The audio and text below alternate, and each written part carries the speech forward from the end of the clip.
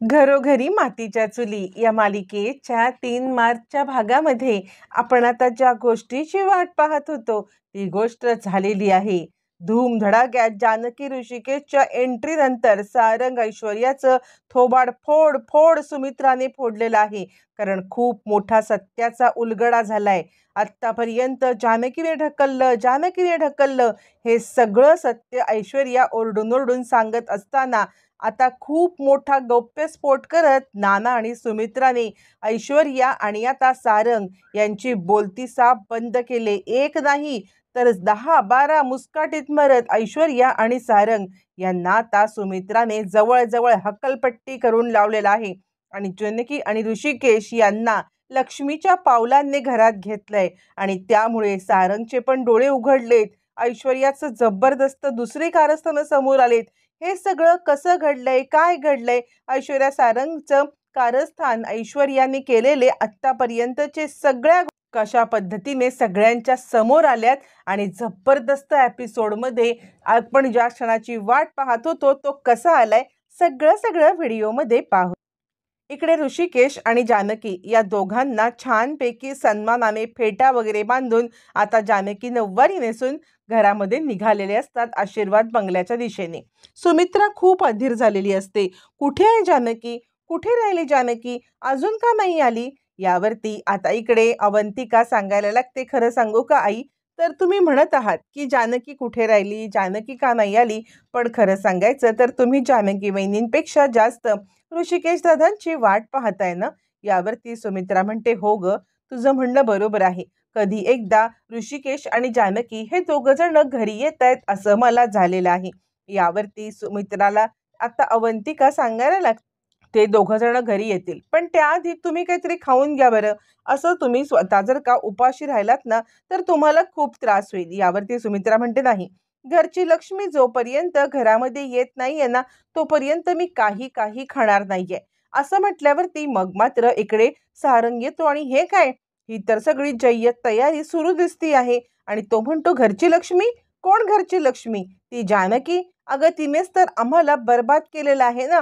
आणि त्या जानकीला घरची लक्ष्मी म्हणत तू या घरात घेती आहेस. अगं तिच्यामुळेच आम्ही बर्बाद झालोय, तिच्यामुळेच बिझनेसमध्ये हरलोय, तिच्यामुळेच या घरावरती आम्ही आता मुकलो आहोत. आणि ती कैदाशीण आहे, कैदाशीण. ती या घरची लक्ष्मी वगैरे काही नाहीये. असं म्हणत सारंग तोंडाला येईल ते बडबडत असतो. तोंडातून तो सतत हेच बोलत असतो, ती कैदाशीण या घरात यायला निघाली. मग काय, आत्तापर्यंत गप्प असलेली सुमित्रा 10 हत्तींचं बळ येऊन पेटून उठते आणि सारंगच्या थडाथड एक नाही तर 10-12 फटाफट थोबाडी देते. हिम्मत कशी झाली रे जानकीला कैदाशीण म्हणण्याची? अरे ती या घरामध्ये आली ना म्हणून हे घर वाचलं, नाहीतर तुम्ही दोघांनी बिझनेस सोबत घर सुद्धा पूर्णपणे बुडवण्याचा प्लॅन केला होता. वडिलोपार्जित घराला गहाण टाकताना तुम्हाला लाज नाही वाटली? पण तिने आयत्या वेळेला येत या घराचा जीव वाचवलाय, या घरातील माणसांना वाचवलंय. आणि हे सगळं जानकीने केलंय. तिने वडिलोपार्जित घर सांभाळलं, तिने ते वाचवलं आणि तिला कैदाशीण म्हणतोस? अरे कैदाशीण तर तू आणि तुझी बायको आहात. म्हणजे ज्यांना न या घरामध्ये घराच्या बद्दल काही पडलेलंच नाहीये. आणि हे घर या सगळ्यामध्ये कसं बुडेल याची तुम्ही काळजी घेतलीत. नशीब इतकं सगळं वाईट वागून सुद्धा ती जानकी आपल्या मदतीला धावून आली. खबरदार, चल चालता हो इथून. आणि खबरदार, पुन्हा जानकीच्या बाबतीत जर का असं काही बोललास तर गाठ माझ्याशी आहे. असं म्हणत सुमित्रा सारंगला चांगला जबरदस्त धडा शिकवते. आणि चल चालता हो इथून, माझ्या नजरेसमोरून चालता हो, एक क्षण तू इथे थांबायचं नाहीयेस. असं म्हणत ती चिडलेली सुमित्रा सारंग आणि ऐश्वर्याला हकलून देते आणि खबरदार पुन्हा मला दिसलात तर असं म्हणायला लागते. हे सगळं करताना तिचं बीपी वाढतं. नाना आता सांगत असतात, सुमित्रा शांत हो, सुमित्रा शांत हो. तोपर्यंत आता इकडे अवंतिका आणि सौमित्र सुद्धा, आई तुम्ही शांत व्हा, या सगळ्यामध्ये यांच्याकडे लक्ष देऊ नका, तुम्ही स्वतःला त्रास करून घेऊ नका असं सांगायला लागतात. त्यावरती सुमित्रा सांगते, या दोघांनाही माझ्या नजरेसमोरून पहिले दूर जायला सांगा, मला यांचं तोंड पण बघायचं नाहीये. असं म्हणत चिडलेली सुमित्रा जानकी आणि ऋषिकेशने काय नाही या घरासाठी केलं, याचे इतके लाड केले, हा सगळ्यात लहान म्हणून याला दर वेळेला जपलं, पण त्याने काय केलं, त्याने शेवटी मातीच केली ना. त्यांच्या लाडाचे, त्यांच्या कौतुकाचं हे पांग फेडलं ह्याने. खरंच मला लाज वाटते की हा माझा मुलगा आहे, असं म्हणत ती पुन्हा चिडते, पुन्हा थोबाडीत देते. आणि चिडलेल्या सुमित्राला राग इतका अनावर झालेला असतो की ती थांबण्याचं नावच घेत नसते. आणि आता तिला सौमित्र आणि अवंतिका शांत करतात आणि पाणी प्यायला देतात. तोपर्यंत इकडे आता जानकी ऋषिकेश यांची धूमधडाक्यात वरात आलेली असते. आणि आता सुमित्रा ते ऐकते तोपर्यंत गुलाब येतो आणि गुलाब सांगायला लागतो, आईसाहेब चला लवकर, ऋषिकेश दादा आणि जानकी वहिनी आलेत. मग लगेचच सुमित्रा नानांना घेऊन आता आशीर्वाद बंगल्याच्या बाहेर येते. लग्न घर जसं सजवावं तसं आता इकडे घर सजवलेलं असतं, कारण जानकीचा गृहप्रवेश होणार असतो. धूमधडाक्यामध्ये सगळे तिला आता घेऊन येत असतात. आणि आता हे सगळं पाहत असताना अवंतिका म्हणते, हे काय, इतके सगळे सेलिब्रिटी आलेले आहेत. तिला खूप आनंद होतो. तोपर्यंत ऐश्वर्या आणि सारंग रूम मध्ये येतात. ऐश्वर्या म्हणते, बघितलं तुमच्या त्या जानकीचं कौतुक, आणि तुमच्या आईने तुम्हाला असं थोबाडलं, म्हणजे त्यांना शोभलं, आपल्या मोठ्या मुलावरती असा हात उगारायचं त्यांना शोभलं. यावरती आता इकडे सारंग सांगायला लागतो, हे सगळं ऋषिकेश दादा आणि जानकी वहिनी या दोघांच्यामुळेच होतंय. आपल्याला या घरात काडीची किंमत नाहीये. यावरती मग आता ऐश्वर्या सांगायला लागते, नाही नाही, आणि ती या घरात आल्यावरती मग तर आपलं सगळं वाटच लागणार आहे. म्हणजे आत्तापर्यंत मी आईंना माझ्या मुठीत ठेवलं होतं, त्यांना या सगळ्यामध्ये मी माझ्या बाजूने वळवून घेतलं होतं, पण ही जानकी आली आणि सगळ्याची माती करून टाकली. माती माती म्हटल्यावर तिच्या डोक्यामध्ये एक प्लॅन येतो, आणि इतकं सगळं घडून सुद्धा ऐश्वर्याची प्लॅन काही थांबतच नसतात. तोपर्यंत जानकी आणि ऋषिकेश हे दोघ जण तिकडे येतात. सुमित्रा हे कौतुक सोहळा पाहत असते. सोबत आलेली मंडळी धूमधडाक्यात डान्स करत असतात. आणि आता ढोल ताशांच्या गजरामध्ये जानकी ऋषिकेश सुद्धा नाचत असतात. सोबत आलेले सगळे जण नाचत असतात. आणि हे सगळं चालू असताना नाना आणि सुमित्रा खूप आनंदाने हे पाहत असतात. स्वतः जानकी सुद्धा नाचत असते आणि सगळ्यांसोबत आपलं गृहप्रवेश ती सुद्धा एन्जॉय करत असते. आणि जानकीला हे सगळं करताना बघून सगळ्यांना खूप आनंद होतो. फायनली आता जानकी आणि ऋषिकेश यांचा गृहप्रवेश होत असतो. सुमित्रा येते आणि जानकी, जानकी तू आलीस, या घरची लक्ष्मी या घरात परत आली, असं म्हणत ती आता जानकीला मिठी मारते. जानकी सुद्धा सुमित्राला मिठी मारते आणि नानांच्या जवळ येते. नानांच्या इथे आल्यावरती मग आता ती नानांच्या सुद्धा पाया पडते. नानांना सुद्धा सगळं भरून पावतं, कारण आत्तापर्यंत जे काही घडलेलं असतं त्यामुळे नाना स्वतःलाच दोष देत असतात की माझ्यामुळेच हे सगळं घडलंय. पण आज आज जानकीने ग्रहप्रवेश केल्यामुळे मग मात्र नानांच्या मनामधला सगळी मळब निघून जाते. इकडे ओवीला घेऊन सुमित्रा खूप खुश होते आणि जानकी आणि नाना दोघं जण एकमेकांकडे पाहत बसतात. तोपर्यंत जानकी सौमित्र आणि अवंतिकाला सुद्धा भेटते. तोपर्यंत इकडे ऐश्वर्याचं घाणेरडं प्लॅनिंग सुरू होतं. ऐश्वर्या आजीला सांगायला लागते, हे बघा आजी, ही माती घ्या. यावरती आजी म्हणते, माती कशाला, अगं गुलाल आणलास की काय, मला वाटलं. यावरती ऐश्वर्या म्हणते, मी आणि गुलाल आणि यांच्यावरती उधळणार, कळतंय का तुम्हाला, मी काय यांच्यावरती गुलाल उधळेन. यावरती आता इकडे आजी म्हणते, मग ही माती मला कशाला. त्यावरती मग आता सांगायला लागते ऐश्वर्या, हे बघा, हे दोघं जण इकडे येतील. कसं वागलेलं आईने आम्हाला, थोबाडीत दिलं सारंगला, तुम्हाला पटलं का. तुम्ही या सगळ्यामध्ये सारंगवरती इतकं प्रेम करता, मग जर तुम्हाला हे पटत नसेल तर मला कसं पटेल, तुम्ही सांगा बरं. असं म्हटल्यावरती आता इकडे आजी म्हणते, मग मी काय करू. त्यावरती ती सांगायला लागते, एक काम करा, तुम्ही वरती उभ्या राहा, या इकडे आल्या ना की तुम्ही माती दोघांच्या अंगावरती टाका. आजी म्हणते, मग तूच कर ना. यावरती ऐश्वर्या म्हणते, माझ्यावरती लगेच संशय येईल, त्यामुळे तुम्हीच करा हे सगळं. आजी म्हणते, काय आहे ही पोरगी, ही मला खरंच एक दिवशी अशी काही अडकवणार आहे ना की काय बोलायचं. आजीला कळत असतं की ऐश्वर्या आपला फायदा घेते, आपल्याला अडकवण्याचा प्रयत्न करते, पण आजीकडे दुसरा पर्याय नसतो. इकडे आता सुमित्रा सांगते, खरंच जानकी, तुला इतक्या दिवसांचा वनवास भोगायला लागला आणि हा वनवास भोगून तू इकडे आलीस, पण तू मनामध्ये कोणतीही मळप ठेवली नाहीस, मनामध्ये कोणताही राग ठेवला नाहीस, आणि तू या सगळ्यामध्ये पूर्णपणे आता हे घर वाचवण्यासाठी प्रयत्न केलास. म्हणजे तुझं जितकं कौतुक करावं तितकं कौतुक थोडं आहे. असं म्हणत ती आता जानकीला घरात घेत असताना ऋषिकेशच्या समोर येते आणि ऋषिकेशला हात जोडून ती आता विनंती करते, माफ कर मला, खरंच मी चुकलो. याच्यावरती ऋषिकेश म्हणतो, तुम्ही माफी मागायची खरंच काही गरज नाहीये, माफी तर त्यांनी मागितली पाहिजे. असं म्हटल्यावरती आता इकडे सुमित्रा म्हणते, बरोबर आहे, तू जे म्हणतोस ते बरोबर आहे. सारंग आणि ऐश्वर्या या दोघांनी तुमची माफी मागितलीच पाहिजे. सारंग ये इकडे, सारंग ये इकडे असं म्हणत ती सारंगला आवाज देते. सारंग म्हणतो मी कशाला? यावरती सुमित्रा म्हणते ये म्हटलं ना तुला एकदा. असं म्हणत आता ती सारंगवरती अशी ओरडते, सारंगला मगाशी थडाथड थडाथड ज्या थोबाडीत खाल्लेल्या असतात त्या थोबाडीची आठवण होते आणि आता ताबडतोब सारंग समोर येतो आणि सुमित्रा सांगते ताबडतोब माफी माग यांची. तुम्ही जे काही कृत्य केलेत ना त्यामुळे तुम्ही यांची माफी मागणं हे गरजेचं आहे. असं म्हटल्यावर ती ऐश्वर्या म्हणते हे बघा, आम्ही ना माफी वगैरे काही मागणार नाही आहोत. आम्हाला जे घर वाचवण्यासाठी जी पद्धत योग्य वाटली ते सगळं आम्ही केलंय.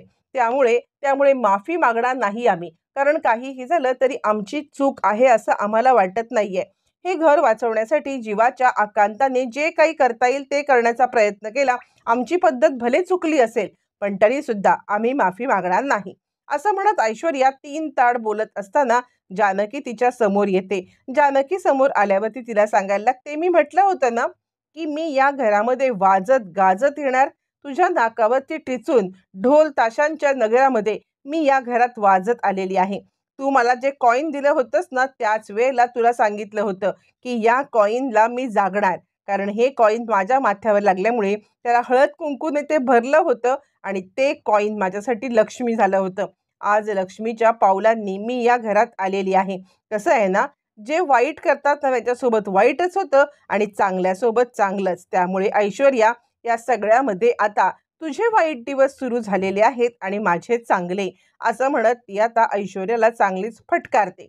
इकडे तोपर्यंत नित्याचं लक्ष जातं आणि नित्या वरती पाहते. वरती ज्या वेळेला नित्या वळून पाहते तेव्हा तिला आजी तिकडे दिसते. कोणीतरी तिकडे आहे आणि कोणीतरी या सगळ्यामध्ये काहीतरी कुरघोड्या करण्याचं काम करतंय का, म्हणून नित्याला जरा संशयच येतो. काय नक्की चाललंय किंवा काय नक्की हे आहे, म्हणून नित्या आता वरती टेरेसवरती पाहायला निघते. इकडे ऐश्वर्या माफी मागायला तयार नसते. ऐश्वर्या सांगत असते बघा बघा, म्हणजे मी या घराला वाचवण्याचा इतका प्रयत्न केला, मी या घरासाठी जीवाचं रान केलं, पण तरी सुद्धा माझ्या बाबतीत नेहमीच चुकीचं घडत आलंय. मला माफी मागायला सांगतायत. सगळ्यांना पटतंय का की मी माफी मागायला पाहिजे? असं म्हणत ऐश्वर्या सगळ्या लोकांच्या समोर आता इकडे कारस्थानी नजरेने पाहत असते की लोक हिला सपोर्ट करतील. पण या ऐश्वर्याला कोण आणि कसं सपोर्ट करणार? कारण ऐश्वर्या पूर्णपणे या सगळ्या जंजाळात आता अशी काही अडकलेली असते की ऐश्वर्याला आता काही बोलता येत नसतं ना काही करता येत असतं. तोपर्यंत आता इकडे आजीला नित्यावरती जाऊन गाठते आणि आता ऐश्वर्याचा ड्रामा काही संपत नसतो. ऐश्वर्या या सगळ्यामध्ये मी माफी मागणार नाही हा एकच जयघोष चालू ठेवत असताना इकडे आजी वळून पाहत असते आणि ह्या गुंडीने मला कुठे इकडे अडकवले मला कळतच नाहीये, नक्की हिच्या मनात तरी काय आहे. असं म्हणत आजी आता या सगळ्यामध्ये वाट पाहत असते, ती म्हणजे जानकी समोर येण्याची आणि जानकीच्या अंगावरती माती टाकण्याची. त्याच वेळेला तिकडे आता नित्या येते आणि काय चाललंय, तुम्ही इथे काय करताय? यावरती आजी म्हणते काय आहे ना, मला जरा खाली उभं राहून या सगळ्या गडबडीमध्ये हे सगळं बघता येणार नाही, म्हणून मी वरती आले. वरती येऊन हा सगळा नयनरम्य सोहळा मी पाहत आहे आणि म्हणून मला इकडे उभं राहायचं आहे. यावरती नित्या म्हणते पण आजी तुमच्या हातात काय आहे? यावरती आजी म्हणते माझ्या हातात काय नाही. असं म्हणत आजी आता लपवण्याचा प्रयत्न करायला लागते. त्यावरती नित्या म्हणते बघू बघू तुमच्या हातात नक्कीच काहीतरी आहे, मला ते दिसलंच पाहिजे. असं म्हणत मग मात्र आता इकडे ती पाहायला लागते आणि आता ती पाहते तर तिच्या हातामध्ये माती असते. त्यावरती नित्या म्हणते तुम्ही माती घेऊन इकडे काय करताय? म्हणजे मातीचं इकडे कामच काय? यावरती आजी गडबडते आणि काही नाही, अगं ती गुलाबला माती कुंड्यांच्यात टाकायला सांगायची होती ना, तीच टाकायला सांगण्यासाठी मी इकडे आले होते. नित्या म्हणते हो पण कुंड्या खाली आहेत, माती खाली टाकायची आहे, तर तुम्ही इकडे काय करताय? असं म्हटल्यावरती आजी थोडीशी गडबडते आणि नित्या तिला आता पकडायला लागते. नित्याने तिला या सगळ्यामध्ये पकडल्यावरती आजी गडबडते आणि आता तोचपर्यंत इकडे सारंग सुद्धा माफी मागायला तयार नसतो. सुमित्रा म्हणते खबरदार जर तू या सगळ्यामध्ये माफी नाही मागितलीस तर. ऋषिकेश आणि जानकी यांची माफी मागून मोकळे व्हा. पण आता माफी मागण्यासाठी काही ते तयार नसतात. आजी वळून हे सगळं पाहत असताना अचानकपणे आजीच्या हातामधल्या दोन्ही मातींचे आता सगळे ते पुढे दिलेले असतात ऐश्वर्याने, ते पुढे खाली पडतात. ज्या वेळेला तिच्या हातातून मातीचे पुढे खाली पडतात, इकडे जानकी एका बाजूला आणि ऐश्वर्या आणि सारंग एका बाजूला. दोन्ही पुढे पडतात ते बरोबर एक ऐश्वर्याच्या डोक्यात, एक सारंगच्या डोक्यात. सगळ्या लोकांना कळतच नाही की अचानकपणे हा मातीचा वर्षाव झाला तरी कुठून. दोघं जण पूर्णपणे त्या आता मातीच्या खाली दबून जातात, त्यांची तोंड काळी होतात आणि सगळेच जण हे दृश्य पाहायला लागतात. हे दृश्य पाहत असताना सगळ्यांना जबरदस्त धक्का बसतो आणि जबरदस्त धक्क्यापेक्षा सगळ्यांना मुळातच हसून हसून जीव चाललेला असतो. खोट्याला खोटी शिक्षा मिळाल्यामुळे सगळेजण खूपच खुश असतात. ऐश्वर्या आणि सारंग यांची तोंड बरोबर काळी झालेली असतात आणि आता ऐश्वर्या आणि सारंगची ही अवस्था बघून तिकडे जमलेले सगळे लोक खदा खदा खदा खदा हसायला लागतात आणि या सगळ्यामध्ये आता ऐश्वर्या आणि सारंगची मजा पाहत असतात. कुणालाही हसू काही थांबवतच नसतं. या सगळ्यामध्ये आता इकडे सगळेच जण हसतायत बघून ऐश्वर्या गडबडते आणि आता मी जो डाव खेळले होते तो डाव माझ्यावरतीच या लोकांनी उलटवला असं म्हणत ती स्वतःवरतीच राग राग राग राग करायला लागते. आणि त्यावरती आता इकडे सौमित्र, अवंतिका सगळेच जण कोणीही हसू दाबत नसतं किंवा कोणीही हसू लपवण्याचा प्रयत्न न करता सारंग आणि ऐश्वर्याची फजिती बघत खदा खदा हसायला लागतात. यावरती आता इकडे आजी बघायला लागते. आजीला वाटलं चला माती पडली आणि ती आता जानकी ऋषिकेशच्या अंगावरतीच पडली. आजीला वरून काही नीटसं दिसत नसतं, त्यामुळे आजी विचार करते माती यांच्या डोक्यावरतीच पडली आहे. पण इकडे ऐश्वर्या आणि सारंग कुळकुळीत काळं तोंड घेऊन सगळ्या गावकऱ्यांच्या हसण्याला सामोरे जात असतात. कुणीही थांबायला तयार नसतं. काय हे सगळं माकडासारखं तोंड झालं, काय हे सगळं, असं म्हणत सगळेच जण आता इकडे हसत असतात. पण ऐश्वर्याच्या रागाचा पारा चढतो. या आजीने पुन्हा एकदा माती खाल्लीच म्हणायची. हिला सांगितलेलं की माती यांच्या डोक्यावर टाक, पण नाही.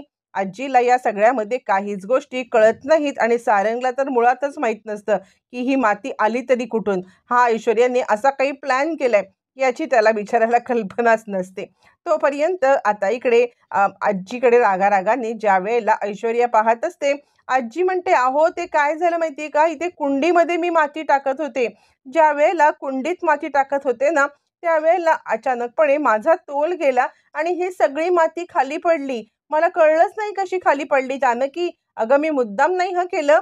तुझ्या अंगावरती जी माती पडली ना ती चुकून पडली जानकी, असं म्हणत आजीला अजूनही वाटत असतं की माती जानकीच्याच अंगावरती पडली. मग जानकी आजीकडे पाहते आणि आजी तिच्या लक्षात येतं की हा सगळा डाव आता खेळलेला आहे तो म्हणजे आजीने. त्यावर नित्या म्हणते या हातामध्ये माती घेऊन खाली बघत होत्या, चुकून बिकून काही पडलेली नाहीये माती, असं म्हणत नित्या खुलासा करते. त्याच वेळेला सुमित्रा डोक्याला हात लावते. आजीचं कारस्थान सगळ्यांच्या समोर आलेलं असतं. त्यावरती जानकी म्हणते आजी आजी इकडे बघा, आजी इकडे बघा. आणि आता त्याचवरती आजीकडे बघत इकडे सांगायला लागते जानकी की हे बघा आजी माझ्यावरती काहीच पडलेलं नाहीये. मी या सगळ्यामध्ये एकदम सेफ आहे. बघा बघा इकडे मी आणि ऋषिकेश आता इकडे एकदम सेफ आहोत. माती कुठे पडले ती बघा जरी. यावरती आजी म्हणते तुझ्यावरती माती नाही पडली, मग माती पडली कुठे. यावरती आता इकडे जानकी सांगायला लागते बघा बघा मी तुम्हाला सांगते कुठे कुठे माती पडली ते, समोर बघा. यावरती आजी म्हणते समोर काय आहे, ही कोण आहे काळुंद्री इकडे उभी, हिच्या अंगावरती कशी पडली माती. यावरती आता इकडे जानकी सांगायला लागते की अहो ही काळुंद्री तुमची गुंडी आहे गुंडी. असं म्हटल्यावरती आजी म्हणते काय, गुंडीच्या अंगावरती माती पडली. अरे देवा, आता गुंडीच्या अंगावरती माती पडली म्हटल्यावरती आजीला जबरदस्त धक्काच बसतो. हे कसं घडलं, हिच्या अंगावरती कशी माती पडली, म्हणजे आता ही माझी पूर्णपणे वाट लावणार, त्याशिवाय काही ही गप्प बसणार नाहीये. असं म्हणत आजी आता स्वतःलाच त्रास करून घेत असते आणि आता विचार करते झालं ही एकदा का आत आली ना की ही माझा बरोबर खात्मा करणारच. असं म्हणत आजी घाबरते आणि सगळेजण इकडे हसायला लागतात. जानकी तर आता ऐश्वर्याचे बदल्यावरती बदले आपोआपच नियती जानकीला घेण्यासाठी चान्स देत असते आणि जानकी तो चान्स अचूकपणे निभवत असते. त्यावरती जानकी म्हणते कसं आहे ना ऐश्वर्या, म्हणजे चांगलं केलं ना तर आपल्यावरती फुलांचा वर्षाव होतो, पण जर आपण दुसऱ्यांचं वाईट करायला केलं ना की आपल्या नशिबात काय येतं, तर मातीच येते ना. तीच तुझ्या नशिबात माती आता इकडे आलेली आहे आणि हेच तुझं नशीब आहे. असं म्हणत ऐश्वर्याला जानकी जबरदस्त आता इकडे बोलणं सनवते. इकडे सारंग सुद्धा या सगळ्यामध्ये गडबडतो. त्यावरती जिजी अक्का म्हणतात बरोबर आहे, माती पेरली तर माती, फुलं पेरली तर फुलं. त्यावरती आता सुमित्रा सांगायला लागते, ये जानकी, लक्ष्मीच्या पावलांनी या घरात ये. ये घर तुझ्या आसुसलेलं आहे तुला घरात घेण्यासाठी. असं म्हणत ती जानकीला आता गृहप्रवेश करायला सांगते. आता जानकी गृहप्रवेश करणार तेवढ्यातच इकडे आता सगळेजण खूप खुश झालेले असतात आणि सुमित्रा सांगते, खरं सांगू तर तुझं जितकं कौतुक करावं तितकं कमी आहे. आज हे घर जर का आपल्या ताब्यात आहे तर ते फक्त आणि फक्त तुझ्यामुळे. ये जानकी, लक्ष्मीच्या पावलांनी या घरात ये. बरं, आता सगळं सुरळीत चालू असतं. ऋषिकेशला काय झालं म्हणून आता सगळ्यांना जबरदस्त धक्का बसलेला असतो. ऋषिकेश म्हणतो, नाही, जानकी कुठे अजिबात जाणार नाहीये. असं म्हटल्यावरती मग मात्र आता इकडे सुमित्रा म्हणते, असं काय करतोस? अरे जानकीला आता या घरात सन्मानाने येऊ दे की. यावरती ऋषिकेश म्हणतो, कसं आहे, या घरातून माझ्या माझ्या बायकोला आणि माझ्या मुलीला घराबाहेर काढलं होतं अपमान करून. मग त्याच बायकोला जर घरामध्ये घ्यायचं आहे तर तिचा सन्मान हा झालाच पाहिजे आणि सन्मानपूर्वकच तिला या घरामध्ये एंट्री मिळाली पाहिजे. म्हणून अशा पद्धतीने ती या घरामध्ये येणार नाही. असं म्हणत ऋषिकेश आपल्या हट्टावरती पेटून उठतो. जानकी म्हणते, काय म्हणताय ऋषिकेश, तुम्हाला नक्की काय म्हणायचं आहे? मग ऋषिकेश काय म्हणायचं आहे हे सांगण्याच्या ऐवजी जानकीला उचलून घेतो आणि तो म्हणतो, हा हे माझ्या बायकोचा सन्मान, माझी बायको धूम धडाक्यातच घरात गेली पाहिजे. असं म्हणत तिला आता उचलून घेतल्यावरती सगळे गावकरी आपापल्या बायकांना उचलून घेतात आणि आता या सगळ्यामध्ये सगळेजण खुश होतात. जानकी, ऋषिकेश छानपैकी धूमधडाक्यामध्ये गृहप्रवेश करायला लागलेले असतात आणि आता नाना सुद्धा खूप खुश होतात. नानांना सगळ्यात जास्त आनंद झालेला असतो, कारण त्यांच्या एका गोष्टीमुळेच ह्या दोघांनी घर सोडलेलं असतं. आता त्याच वेळेला आदेश बांदेकर म्हणायला लागतात, ओवी, काय सच्चे का बोलबाला और झूठे का, ओवी सांगते, झूठे का मुंह काला. असं म्हणत आता इकडे ऐश्वर्या आणि सारंगकडे पाहायला लागतात. धूम धडाक्यामध्ये जानकी, ऋषिकेश घरामध्ये येत असतात. बरं, इतकंच नाही तर गावकरी आपापल्या बायकांना उचलून जानकी ऋषिकेशच्या मागे येतात. सामूहिक गावाचा जणू गृहप्रवेश चाललेला असतो. सगळेजण खूपच खुश असतात. गुलाबने सगुणाला उचलून घेतलेलं असतं आणि धूम धडाक्यात जानकी ऋषिकेशचा गृहप्रवेश होत असतो. ज्या वेळेला जानकी ऋषिक गृहप्रवेशासाठी आता इकडे घराच्या इथे येतात त्याच वेळेला जानकीला आता इकडे सगळ्यांच्या समोर उखाणा घ्यायला सांगितला जातो. जानकी उखाणा घेते, सुंदर उखाणा घेते, म्हणजे रणदिव्यांच्या सुनेला शोभेल असा उखाणा जानकीने फायनली घेतलेला असतो आणि या सगळ्यामध्ये जानकी हा उखाणा घेते आणि घरात येते. घरात गृहप्रवेश लक्ष्मीच्या पावलांनी होतं. पांढरं कपडं अंथरून तिची आता लक्ष्मीची पावलं ह्या घरात घेतली जातात. ऐश्वर्याचं तोंड काळं झालेलं असतं आणि ती आता विचार करत असते, जानकी, कर कर, तुला जे काही करायचं आहे ते सगळं कर, पण आता या घरात तू आलेस म्हणून इतका माज करू नकोस. मी या घरात तुला काहीही स्वस्त बसू देणार नाहीये. या घरात तुझी कशी अवस्था मी करते ना, ती गोष्ट तू बरोबर बघ. आता असा धमाका होईल ना की या धमाक्यामध्ये तुझा आता मोठा त्रास सहन करावा लागेल. तोपर्यंत आता इकडे जानकी ऋषिकेश आल्यावरती ऐश्वर्या आणि सारंग यांनी अवंतिका आणि सौमित्रची खोली घेतलेली असते आणि त्यामुळे आता ऋषिकेश जानकीच्या खोलीमध्ये हे दोघं जण राहत असतात. त्यावरती अवंतिका सांगायला लागते, आम्ही गेस्ट रूम मध्ये राहतो, तुमची खोली तुम्ही घ्या. जानकी म्हणते, नाही नाही, तुम्ही तुमच्या खोलीतच राहायचं. यावरती आता इकडे सौमित्र म्हणतो, नाही, पण सारंग आणि ऐश्वर्या तिकडे राहतात.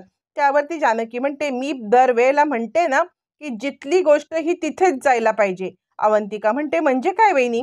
त्यावरती आता इकडे सांगायला लागते जानकी, म्हणजे आम्ही जर आमच्या खोलीमध्ये गेलो तर तुम्ही तुमच्या खोलीतच जाणार. ज्याची जी जागा आहे त्यांनी तिकडेच राहायचं आहे. आल्या आल्या जानकीने सगळी सूत्र आपल्या हातात घेतलेली असतात आणि आता एक हाती घर चालवण्यासाठी जानकी सक्षम असते.